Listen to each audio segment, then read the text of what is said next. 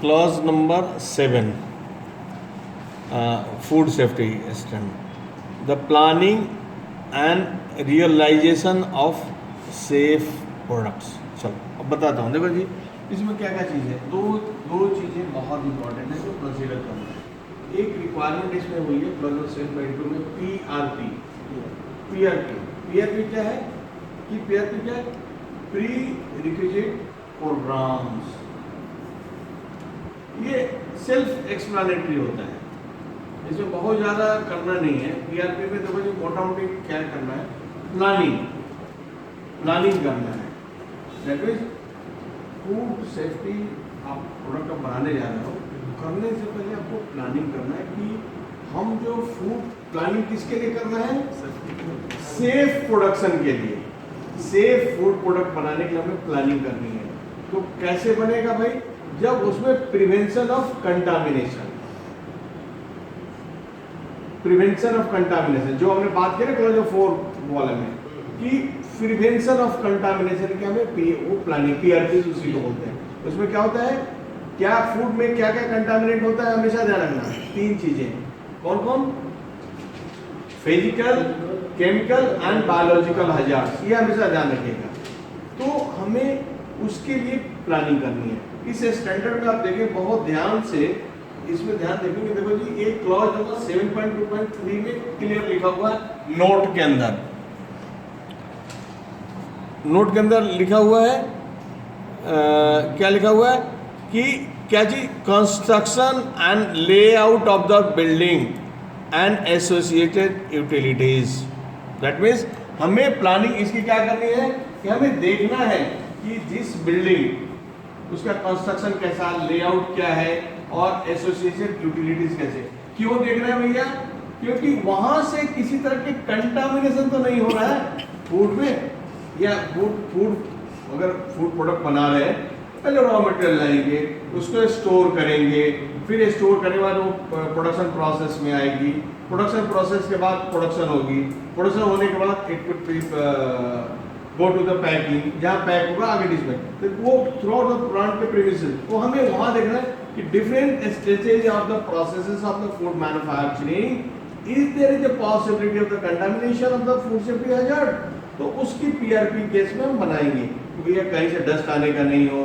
फिर how the what is the policy, people are using the toilet during the walking, या बहुत सारे food storage का condition क्या है, कहाँ पे रखते हैं, वहाँ पे किस जगह पे रखते हैं। तो दिस आर द थिंग, इसलिए बिल्डिंग यूटिलिटीज वो सारा चीज देखते हैं, right. Then layout of the premises including the work space and employ facilities. That means layout of organization के लेआउट देखना जरूरी है। लेआउट देखने का पर्पस समझ गए ना। इसमें क्या है, contamination, 3 contamination, physical, chemical, biological contamination, different stages of the production and, तो उसमें देखो इसलिए लेआउट देखना है। फिर कहता है including the work space, sufficient work space भी है कि नहीं, क्योंकि वो बहुत इंपॉर्टेंट है। सपोज फूड सेफ्टी, जिस फूड सेफ्टी इंडस्ट्री है, मान लो कोई चीज आप बना रहे हो, उसका अगर फ्लोरिंग अगर मान लो कि बनाए नहीं, तो वहाँ धूल मिट्टी आएगा तो फिजिकल कंटामिनेशन होने चाहिए। इसलिए टाइल्स होना चाहिए, सो दैट टाइल्स रहे तो भाई धूल तो नहीं आएगी ना, आएगी तो यू मेक द सिस्टम कि भैया हर आधे घंटे बाद 1 घंटे बाद पोछा लगा दें या कुछ भी कर दें, सो दैट कंटामिनेट ना। तो वर्क स्पेस देखना, उसकी लेआउट भी देखनी जरूरी है। एंड देन एक बहुत इंपॉर्टेंट बात करना है, एम्प्लॉय फैसिलिटीज। एम्प्लॉय फैसिलिटीज का मतलब क्या समझते हैं, उसको मैंने क्या नहीं भाई, फैसिलिटी का मतलब होता है कि जो बंदा आपकी कंपनी में जो काम कर रहा है, तो मान लो कि उसका टॉयलेट यूज करना है, पानी पीना है, पता चला कि जहाँ पे फूड बन रहा है वहीं पे बाथरूम है, अब बताओ, तो देयर इज ऑलवेज पॉसिबल। फिर अगर बाथरूम वहां पे है तो गलत है, क्योंकि देयर इज, आप कभी भी बायोलॉजिकल कंटामिनेशन का प्रिवेंट नहीं करते, वो उसकी फैसिलिटी देखो कहाँ है। फिर what is the policy for use of facility, bathroom use करना है तो कैसे, पता चला कि जूता चप्पल जो पहने वही बाथरूम में गए वही ले, no, you make the some system कि बाथरूम जा रहे हैं तो दूसरा जूता यूज करें, हाथ बढ़िया से धो के सैनिटाइजर से, फिर दस्ताने लगा के काम करें, आपके नाखून बड़े ना हो, बाल ना बड़ा हो, तो ये देखना कि what is the facilities utility use करने के लिए, फिर वहां से कैसे आता है। बहुत जगह फूड इंडस्ट्री में आप देखते होंगे, कभी होटल रेस्टोरेंट में आप जाते होंगे तो देखते हो जो होटल में जो 5 स्टार होटल या कहीं आपने देखा होगा, सफेद रंग का ड्रेस एप्रॉन पहनाता है, सर में टोपी लगा। क्यों टोपी लगा? ड्रेस कोड नहीं है। टोपी लगाने का मतलब है कि बाल टूट के ना गिरे। दिस इज द पीआरपी, वो प्रिवेंट करने के लिए कि भैया उसमें बाल टूट के ना गिरे, फिजिकल हजार्ड्स। ठीक है जी। फिर कहता है कि supplies of air, water, energy and other utility. Organization में हवा कहाँ से आ रही है? पता है, खाने का फूड बना रहे हैं, खिड़की दरवाजा खोल के बैठे हैं, पास में कंस्ट्रक्शन का काम चल रहा है या ऐसे नॉर्मल रोड हो फिर भी धूल है, तो एयर का सप्लाई ऑर्गेनाइजेशन के अंदर कहाँ है? एयर फिल्टर्ड होके आ रही है कि नहीं? सो दैट क्योंकि एयर के अंदर भी बहुत सारे माइन्यूट फिजिकल हजार्ड्स होते हैं जो कि कंटामिनेट करता है, जो कि हमारे नॉर्मल आई से नहीं दिखता है। तो what is the air supply of air? फिर पानी, जो पानी हम यूज कर रहे हैं ऑर्गेनाइजेशन में है, फूड प्रोडक्ट बनाने के लिए प्रोसेस में जरूरत हो सकती है या क्लीनिंग पर्पस है, किसी पर्पस से, तो कंटामिनेटेड वाटर तो नहीं है, तो पानी की है कैसे? फिर एनर्जी जो यूज करते हैं, पावर, एयर कंडीशन या जो भी होगा।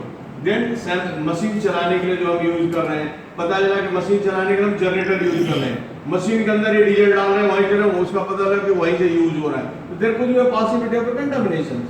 So what is the then similarly utilities?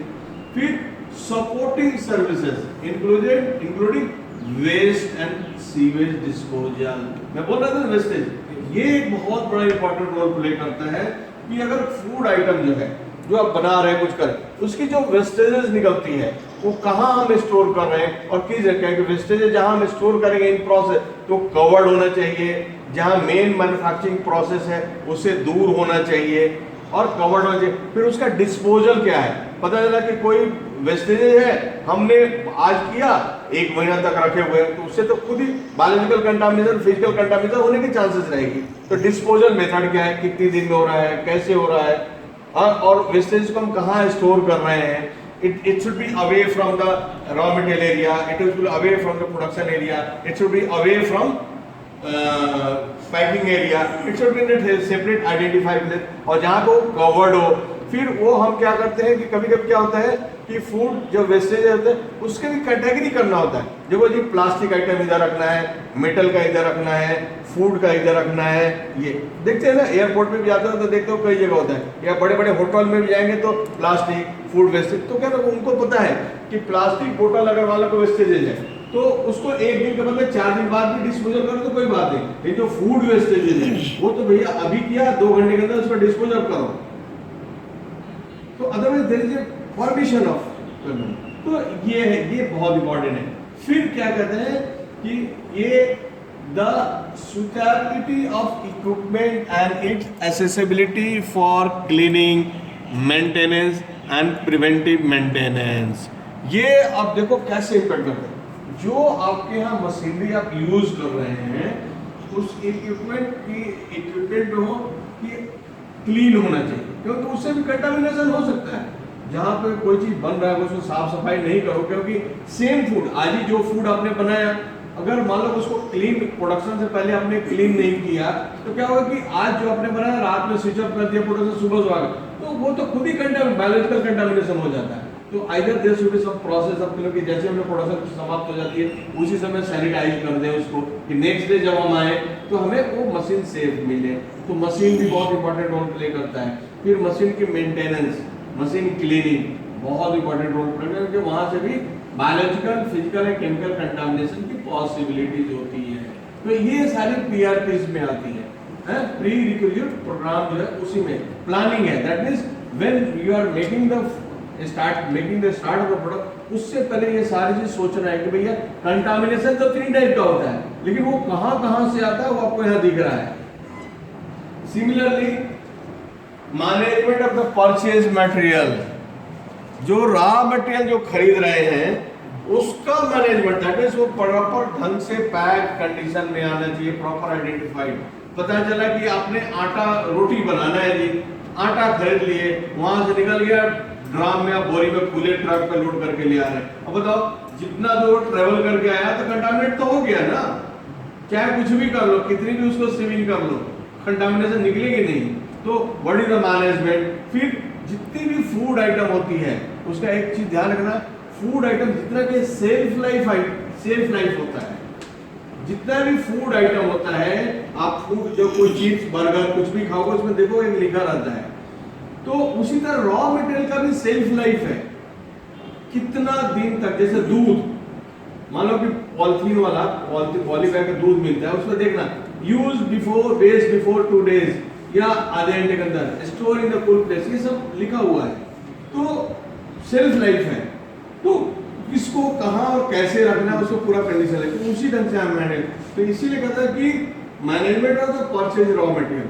अब दूध, मान लो कि खराब दूध जो है, फटा हुआ दूध या खराब कंटामिनेटेड दूध को आप यूज करोगे फूड आइटम बनाने के लिए, तो पता उसमें क्या होगा, खाने के बाद तो तबीयत तो खराब होना ही है ना। तो रॉ मटेरियल के वो पूछता है कि रॉ मटेरियल हुआ, इंग्रेडिएंट्स हो गया, केमिकल्स हो गया, पैकेजिंग, जो पैकिंग के लिए आइटम आता है उसका भी मैनेजमेंट करना है।